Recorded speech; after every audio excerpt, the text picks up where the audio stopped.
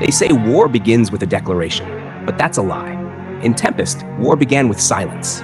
A forest that should have sung with wind and birdsong instead stood deathly still. A silence that crept under your skin. A silence that listened.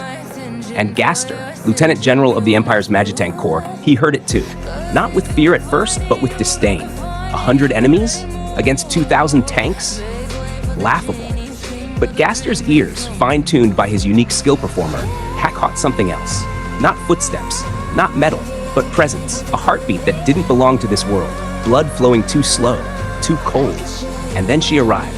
Testarossa, a beauty so elegant she felt sculpted from porcelain and violence. Behind her, Ranga, the loyal shadow wolf. Her voice, delicate, her words, absolute. Turn back or be erased. It wasn't a negotiation. It wasn't even a threat. It was a line. Drawn into the earth with her finger, the ground itself melted into molten glass. A warning, permanent and shimmering. Gaster scoffed. A single order. One sniper round, infused with fire magic, velocity enhanced, armor piercing. Testarossa caught it, between two fingers, and smiled. That was the moment Gaster doomed the Eastern Empire. Not with a battle plan, but with pride. Because once that tank crossed the line, this wasn't diplomacy anymore. It was judgment. War was no longer looming. It was here. And Rimuru Tempest had already planned for it. Long before that glass line, Rimuru had seen the storm coming. From the safety of his high-tech control center, guarded by Raphael's calculations and the Argos surveillance system, he watched the Empire's army, 700,000 soldiers and 2,000 magical tanks, inch closer with the facade of surrender. Their terms of peace? A smokescreen. Their smiles? Lies. But Tempest was awake. Zoe's scouts slithered through the shadows. Diablo stood coiled like a serpent. And Benimaru, Tempest's cold strategist, had already turned the battlefield into a maze. A trap. The dungeon. Ramirez's labyrinth, modified, expanded, weaponized. While the Empire assembled its might, Rimuru moved his city, his entire capital, into the dungeon's lowest floor.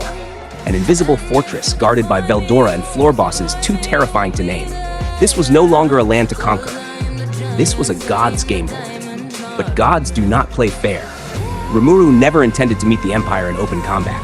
He'd rather drown them in misdirection, divide their forces, and bleed them out inside his maze. Divide and conquer, Tempest's mantra. Even before the first shot was fired, Rimuru reached out through Vester's thought-linked contact terminal, calling King Gazelle of the Dwarven Kingdom. Their pact was firm. Tempest strikes first, Dwargon holds the line. No room for hesitation. But Gazelle asked a question that even Rimuru feared to answer. What will you do when peace fails? Rimuru's silence said it all. He would send Testarossa. And if she returned empty-handed, it meant only one thing. The Empire chose death. The day before war, the battlefield was surreal. Tension hung in the air, but the camps felt almost peaceful. Gobta and Gabil shared roast meat like it was a festival. Testarossa and Ultima sat beneath a parasol, sipping tea, draped in elegance. Their servant Zonda performed theatrics with fanfare, an illusion of calm, but everyone knew. This wasn't peace. It was the quiet before the blade falls.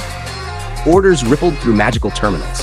Benimaru issued surgical strikes. Gobta's first corps and Gabil's third formed the vanguard. The goal wasn't destruction. It was insight. Send only 100 riders. Let them provoke the tanks, observe, learn, retreat if needed. Rimuru hated it.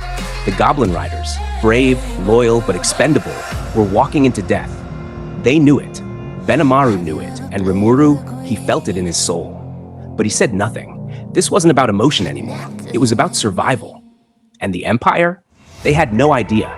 Because when that flare bomb went off inside the first tank implanted by a laughing Gobchi, it wasn't just an explosion. It was a message. Tempest knows your game, and we cheat better. The Empire reeled. But Gaster, driven by wounded pride, ordered the tanks to form a steel fortress, impenetrable, suffocating. The Goblin Riders were pinned. Air support faltered. Gabil's Wyvern cavalry was outmatched. Then came the real horror. Major General Faraga, a traitor, a monster dressed in military medals. Once a student of Ghidorah, now a lapdog of Emperor Caligulio. Faraga didn't just fly into battle, he dragged the sky down with him. 100 airships, magic jammers, amplifier cannons. The sky became a slaughterhouse. Elemental magic rained down. Lightning, fire, ice. Each spell boosted 20-fold by synchronized incantations. It wasn't a spell. It was an execution. Wyvern riders fell, torn by raw magic. The sky turned crimson. Gobble's voice cracked under the pressure, but he refused to retreat, because behind him was Gobta, and behind Gobta was Rimuru. But Gobta's unit was already cornered. Shadow motion was disrupted. Fire spread through the forest. Their escape sealed. Their strength exhausted. Yet the goblins laughed. Not out of bravery, not out of madness, but because that's what soldiers of Tempest do when they're backed into a corner. They laugh at death. And Gaster, hearing it, snapped. He ordered every tank to fire. 1,000 cannons. No mercy. No caution. Not even for friendly fire. It should have been their end. But Rimuru watched. He watched as the world burned. And he felt it. The temptation. The desire to erase the battlefield with one spell. Megiddo. A rain of light. A slaughter of precision. He could end it all. But Benimaru stopped him. With calm eyes and a quiet voice, Benimaru reminded him, this is the price of war. If Rimuru intervenes now, he risks exposing himself to something far worse. A prophecy. A shadow that even hero Chloe feared. A being capable of ending Rimuru. This war wasn't just a clash of armies. It was a test, not of strength, but of trust. Tempest's leaders, Benimaru, Zoe, Diablo, Xion, even Veldora, they weren't fighting for Rimuru anymore. They were fighting as Rimuru. And Rimuru finally understood. He cannot protect everyone, but he can command, he can lead. So he reached into the souls of his people, not with fear, not with pity, but with power. And his voice, amplified by Born Leader, echoed through every mind. Crush the enemy with all your might. Show no mercy. Use everything you've got. It was not an order. It was a release. Across the battlefield, something changed. The monsters of Tempest stopped holding back. Power surged, magic twisted, rage ignited. The trap had sprung, but it wasn't the dungeon. It wasn't the pincer attack. It wasn't even the flare bombs. The real trap was hope. The Empire believed they could win. They believed Rimuru would flinch, that his people would break. But Rimuru didn't build a nation out of fear. He built it from ashes, from monsters who'd been hunted, from misfits who'd been discarded, from friends who believed in a better world and were willing to fight for it.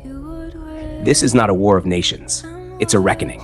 And for the Empire, there will be no survivors. Because Tempest didn't start this war, but they will finish it.